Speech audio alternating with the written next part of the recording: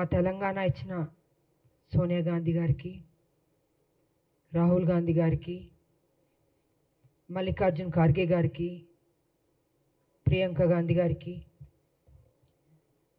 మా తెలంగాణ కాంగ్రెస్ ముఖ్యమంత్రి రేవంత్ రెడ్డి గారికి,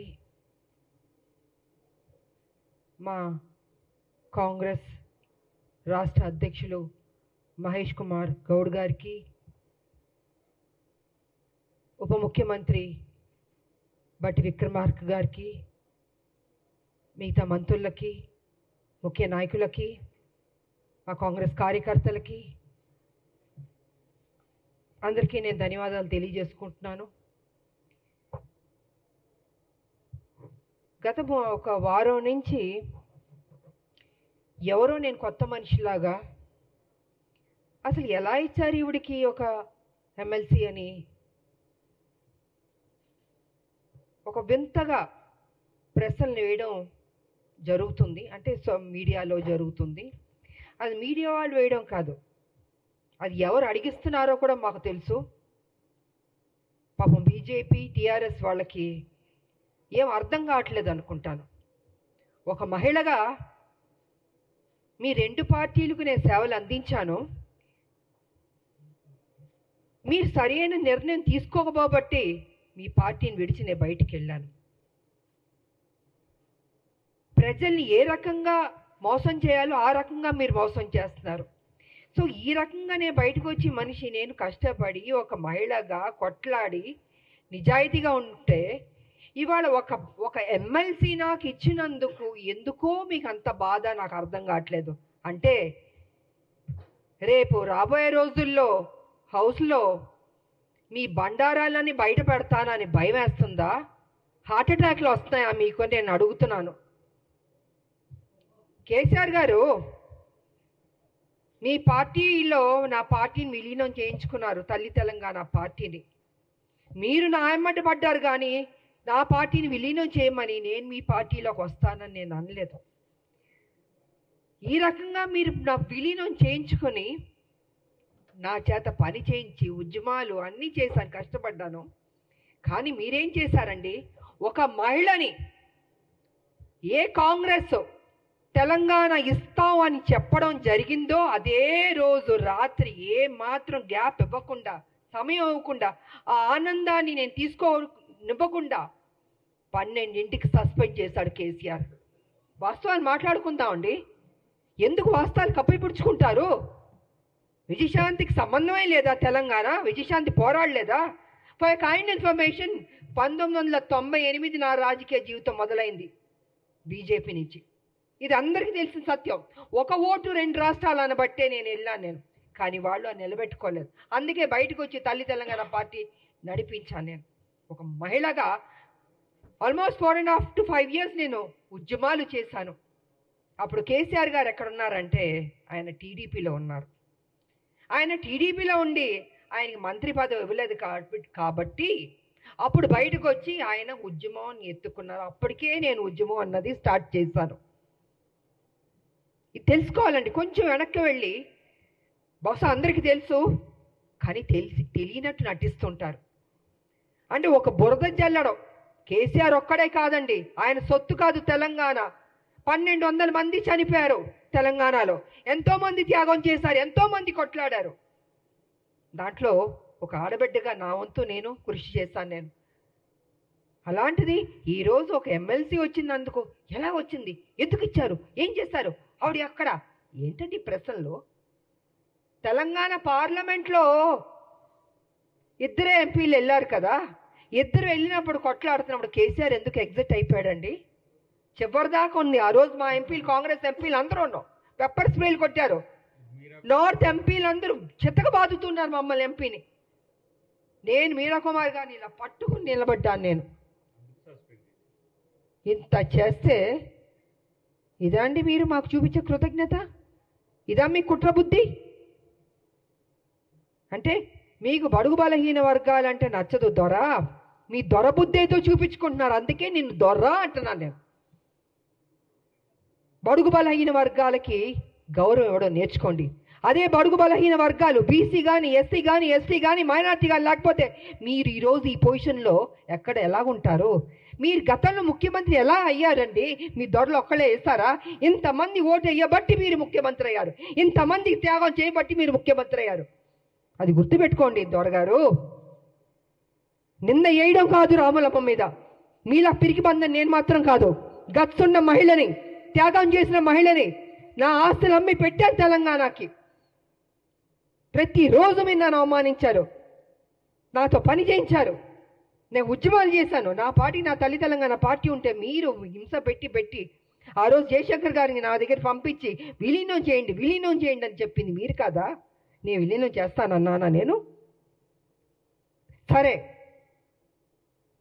ఇద్దరూ తెలంగాణ కోసం కొట్లాడుతున్నప్పుడు వేరువేరుగా వెళ్ళకూడదని ఒక దీంతో పెద్ద మనసుతోటి నా పార్టీని నేను విలీనం చేయడం జరిగింది. అంతేగాని వేరే ఏదో ఆలోచనతో మాత్రం కాదు.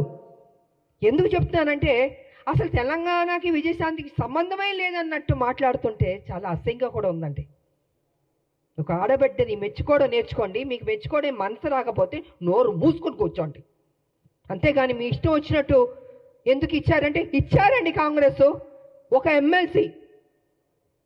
ఆ ఎమ్మెల్సీ ఇచ్చినందుకు కూడా మీకు అంత బాధ వేస్తుంది బీజేపీకి, టీఆర్ఎస్ అంటే. మా రాజకీయ నాయకుల శత్రువులారా బంద్ చేయండి. మా ఉద్యమ నాయకులు మేము మిమ్మల్ని వదిలిపెట్టాం. మీరు చేసే మోసాల్ని తెలంగాణలో ఏ రకంగా మళ్ళీ మీరు ఎంటర్ అవ్వాలనుకుంటున్నారో ఇంకో విషయం కూడా నేను చెప్పదలుచుకున్నారు. బీజేపీ ఏం చేయబోతుందంటే నెక్స్ట్ స్టెప్, ఏ తెలంగాణ వ్యతిరేకించే శక్తులు ఉన్నారో వాళ్ళందరినీ మొత్తం తిప్పబోతున్నారు తెలంగాణలో. మళ్ళీ బ్యాక్ టు స్క్వేర్ వన్ని తెలంగాణ తీసుకురాబోతున్నారంటే వాళ్ళ పెత్తనం ఉండాలి. వ్యతిరేకించిన శక్తుల్ని, తెలంగాణ ఉద్యమం నాయకులు ఉండకూడదు, తెలంగాణ ప్రజలకి ప్రాధాన్యత ఉండకూడదు, మళ్ళీ బాంచన్ని కాలు మొక్కుతాననే పరిస్థితికి బీజేపీ తీసుకురాబోతుంది. ఇది సత్యం, ఇది తెలుసుకోవాలి అందరూ. అందుకే ఎవరు ఉద్యమ నాయకులు ఉన్నారో వాళ్ళందరినీ తొక్కేద్దాం, వాళ్ళ నోటిని బంద్ చేద్దాం. వాళ్ళు కనపడకూడదు, వినపడకూడదు, మాట్లాడకూడదు. ఇదే కదా మాతో చేసింది మీరు. మీ పార్టీలో ఉంటే ఏం గౌరవాలు ఇచ్చారు? ఎందుకు మీ పార్టీలు బయటికి వెళ్ళాల్సి వచ్చింది? వాస్తవాలు ఇదండి. ఆ రోజు మీ బీజేపీలో కొంచెం వెనక్కి వెళ్దామండి. నేను మొన్న బీజేపీలో ఉన్నప్పుడు ఒక విషయం మీరు గుర్తుపెట్టుకోండి. కిరణ్ కుమార్ రెడ్డి గారు తెలంగాణను వ్యతిరేకించి ఆయన అసభ్యకరంగా మాట్లాడి తెలంగాణ ఉద్యమానికి నేను ఒక్క పైసా ఇవ్వను తెలంగాణకి, ఏం పీక్కుంటారో పీక్కోండి అన్నాడు కదా ఆయన. అలాంటి ఆయన్ని, తెలంగాణకు వ్యతిరేకున్న మనిషిని మొన్న బీజేపీలోకి ఎంటర్ అవుతే నాకు నిజంగా ఉండబుద్ధి అవ్వలేదు. ఆ స్టేజ్ మీద నేను వాకౌట్ అయిపోయి వెళ్ళిపోయాను. నేను ఎవరంటే కిషన్ రెడ్డి గారి ఫ్రెండ్ ఆయన. ఆ రోజు నుంచి బీజేపీకి నా మీద ఒక కక్ష. అంటే వాళ్ళ మనుషుల్ని తెలంగాణ వ్యతిరేక శక్తిని వస్తే అక్కడ నేను బయటికి వెళ్ళిపోతున్నానంటే చూపించుకోకూడదు. ఎందుకు చూపించుకోకూడదండి? తెలంగాణని అవమానపరిచి తెలంగాణకి మేలు చేయని కిరణ్ కుమార్ రెడ్డి గారు లాంటి వాళ్ళు మిగతా ఇంకొకళ్ళు ఏమైనా ఉంటే ఎందుకు నేను వచ్చి మీకు ఎస్ బాస్ అని చెప్పాలండి? ఇలాగ అనేక కారణాలు ఉన్నాయండి. ఈ అనేక కారణాల వల్లే ఈరోజు విజయశాంతి మీద, రాములమ్మ మీద ఒక ఎమ్మెల్సీ ఇస్తే అయ్యో ఎందుకు ఇచ్చారు, ఎలా ఇచ్చారంటే పేపర్ వచ్చి ఇచ్చారండి. ఎలా ఇస్తారండి? సోనియా గాంధీ గారు ఇచ్చారు, అద్దంకి దయాకర్ గారికి ఇచ్చారు, నాకు ఇచ్చారు, శంకర్ నాయకర్ గారికి ఇచ్చారు. సో వాట్ అండి? కష్టపడ్డా అనుకుంటాం, కష్టపడ్డాం, ఆస్తులు అమ్మాం, తెలంగాణను కాపాడాం. ప్రతి నిమిషం కాపలా కుక్కలా మేము కాపాడుతామండి. కానీ మీరేం చేస్తున్నారు? 10 సంవత్సరాలు మీరు అధికారంలో ఉండి కేసీఆర్ గారు దోచుకోలేదా తెలంగాణ మొత్తం సొమ్ముని? ఇవాళ మీరు దోచుకోబట్టే కదా ఈ పరిస్థితి వచ్చింది. అది విడిచిపెట్టి కాంగ్రెస్ మీద నిందలేయడం, ఆయన చేసిన తప్పులు చెప్పడు, 7 లక్షల కోట్లు ఎలా తిన్నాడో అని ఖర్చు అయిందో చెప్పడు, ఎలా అప్పయింది చెప్పండి. నేను కూడా నా పార్టీ నేను అడుగుతున్నాను, సీరియస్గా తీసుకోవాలి సార్. మనం విడిచిపెట్టకూడదు. దీన్ని ఎంత దూరం వరకు తీసుకెళ్ళా? 7 లక్షల కోట్ల అప్పు ఎలాగైంది చెప్పమనండి. దాటవేయడం కాదు, నా మనిషిని మాత్రం విడిచిపెట్టకూడదు. నువ్వు ఉద్యమాలని చెప్పి నీకు చేతిలో తెలంగాణ పెడితే నువ్వేం చేసావు? 7 లక్షల 1 మినిట్ సార్, 7 లక్షల కోట్లు అప్పులు చేస్తామండి. మిగులు బడ్జెట్ నుండి అప్పులు రాష్ట్రంగా ఎందుకు వెళ్ళింది? ఎక్కడెక్కడి నుండి అప్పులు తింటాం? కాళేశ్వరం దగ్గర నుంచి, ల్యాండ్ల దగ్గర నుంచి. నేను పిల్లు కూడా వేసాను, కొన్ని ల్యాండ్లు అమ్మేస్తుంటే పిల్లు వేసానండి నేను. ఇలా ఎన్నో జరిగినాయండి. అందుకే వాళ్ళు చెప్తున్నాను నేను, కేసీఆర్ వాస్తవాలు నువ్వు మాట్లాడాలి. సమయం దగ్గర పడింది. నువ్వు చేసిన తప్పులు చెప్పాల్సిందని మేము విడిచిపెట్టాం. డెఫినెట్గా విడిచిపెట్టామండి. మా రాష్ట్రం మేము కష్టపడి తెచ్చుకున్న రాష్ట్రం, నా ప్రజలు బాగుండాలని కోరుకునే వాళ్ళం మేము. ఉద్యమకారులకు మాకు నిత్యం మా ప్రజలు బాగుండాలి, మేలు జరగాలని ఆలోచిస్తూనే ఉంటాం మేము. ఇంతకు మించి మాకు అయ్యా ఉంటుందండి. కాబట్టి నా పార్టీని రిక్వెస్ట్ చేసేది ఏంటంటే విడిచిపెట్టకూడదు సార్. మనం ఎట్టి పరిస్థితుల్లో కేసీఆర్ చేసిన అప్పును మొత్తం ఒక్కొక్కటిగా బయట పెట్టాలి. ఏదో నామకే వాస్తే మనం మాట్లాడడం లేదా వదిలేయడం కాదు, తవ్వాలి, బయటికి తీయాలి వాస్తవాన్ని. ఇది నేను ఈ సందర్భంగా తెలియజేసుకుంటూ, ఈరోజు మాకు ఎమ్మెల్సీ దాంట్లో మేము అడుగుపెట్టబోతున్నాం. కాబట్టి మాకు మరొకసారి మా హైకమాండ్కి నేను కృతజ్ఞతలు తెలియజేసుకుంటూ, రేపు హోలీ కాబట్టి అందరికీ హోలీ శుభాకాంక్షలు కూడా తెలియజేసుకుంటూ,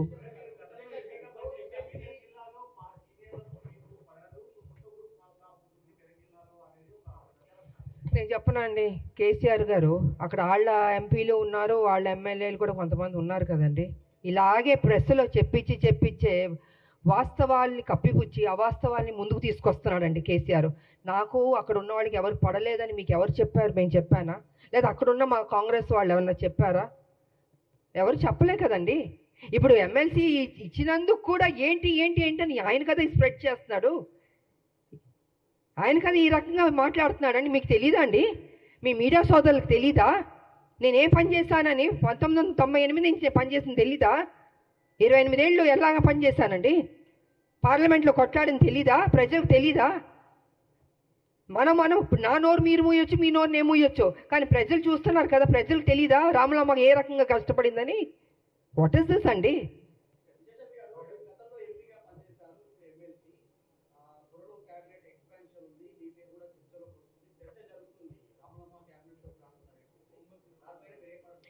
సార్ నాకు అది తెలియదండి, నాకు నిజంగా తెలీదు. నాకు హైకమాండ్ ఈ బాధ్యత ఇచ్చింది. మా ముఖ్యమంత్రి గారు కావచ్చు, మహేష్ కుమార్ గౌడ్ గారు కావచ్చు, ఇంతమంది ఎంతో ఆప్యాయతగా నన్ను పార్టీలో ఆహ్వానించారు, నాకు ఈ బాధ్యత ఇచ్చారు. డెఫినెట్గా నేను పనిచేయడం అండి. ఇన్ని సంవత్సరాలు నేను పనిచేస్తూనే ఉన్నాను తెలంగాణకి. ఇది ఒక బాధ్యత, ఇది ఒక నాకు ఉద్యోగం అనుకుంటున్నానండి.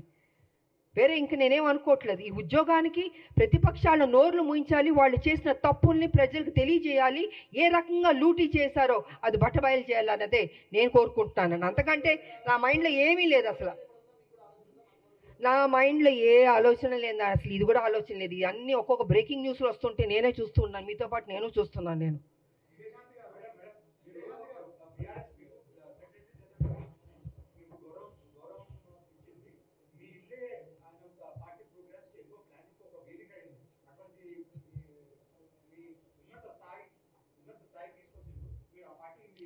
అదే సార్, మళ్ళీ మీరు అదే అంటున్నారండి. నేను ఇంతసేపు వాస్తవం అని చెప్పాను. నేను వదిలి రాలేదండి. కాంగ్రెస్ తెలంగాణ ఇస్తున్నాం అని చెప్పగానే అదే రోజు రాత్రి 12ంటికి నన్ను సస్పెండ్ చేశాడు. కారణమే లేదు. ఆయన అడగండి ఎందుకు చేశారు మీరు? రాములమ్మని కష్టపడింది కదా, బై ఎలక్షన్స్ కష్టపడింది, కొట్లాడింది. నీ పార్టీ డౌన్ అయిపోతుంటే మరి 2009 ముందు తీసుకుని చేర్చుకున్నావు కదా రాములమ్మని. నా సొంత పార్టీ ఉంది అప్పటికి. పార్లమెంట్లో నువ్వు లేవు కదా, పారిపోయావు కదా హౌస్ నుంచి. మరి నేను కదండి ఉన్నాను చివరిదాకా, బిల్లు పాస్ అయ్యే వరకు. మరి మాట్లాడండి మీరు మీడియా సోదరులు. నన్ను ప్రతిదీ అడుగుతుంటే నేనేం చెప్పనండి. మీకు వాస్తవం తెలుసని నాకు తెలుసు. Please try to ask him అండి. 10వ చెల్లెలు కడుపులో పెట్టుకుంటాను, నెత్తి మీద పెట్టుకుంటాను, తీసి కాళ్ళలో పడేశాడు.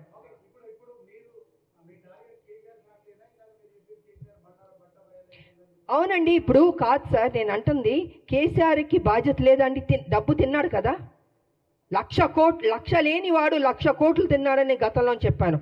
గత 6-7 సంవత్సరాల నుంచి 5 లక్షల కోట్లు అప్పుకి వెళ్తాయంటే 5 లక్షలు కాదు బాబో 7 లక్షలకి వెళ్ళింది. అడగండి అంటే ఇవాళ లెక్క తీస్తే 7 లక్షల కోట్లకి వెళ్ళిపోయింది అప్పు.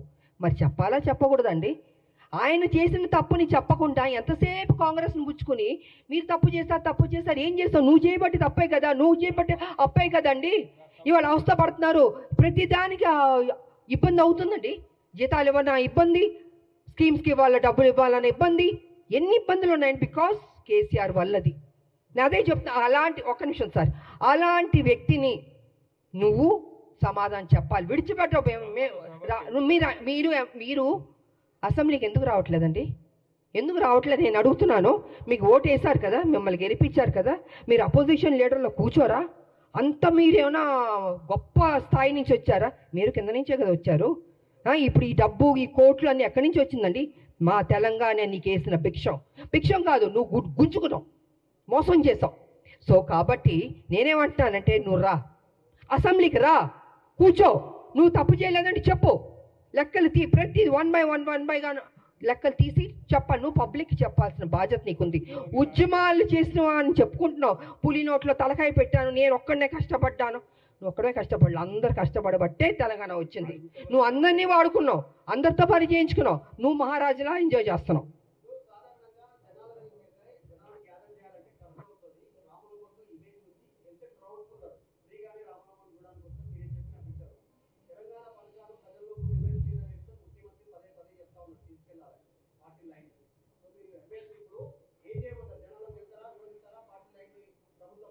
ఏమండి కాదండి, ఇన్ని సంవత్సరాల నుంచి మేము ప్రజల్లోనే ఉన్నామండి. కేసీఆర్ లాగా ఏసీ రూమ్లో పడుకోలేదు, కింద నుంచే మేము వచ్చాం, అరెస్టులు అయ్యాం, జైల్లో కూర్చున్నాం, ఆస్తులు అమ్మాం.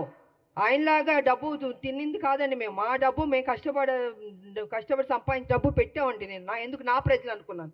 నేను ప్రజల్ని ప్రేమించాను, కానీ కేసీఆర్ ఎప్పుడు ప్రజల్ని ప్రేమించలేదు. ప్రజల దగ్గర దోచుకుందాం, ఉద్యమం పేరు చెప్పి అనేది చేసుకున్నాడు. అదే జరిగింది ఇవాళ. నేను రాను, అయ్యో మా నాన్న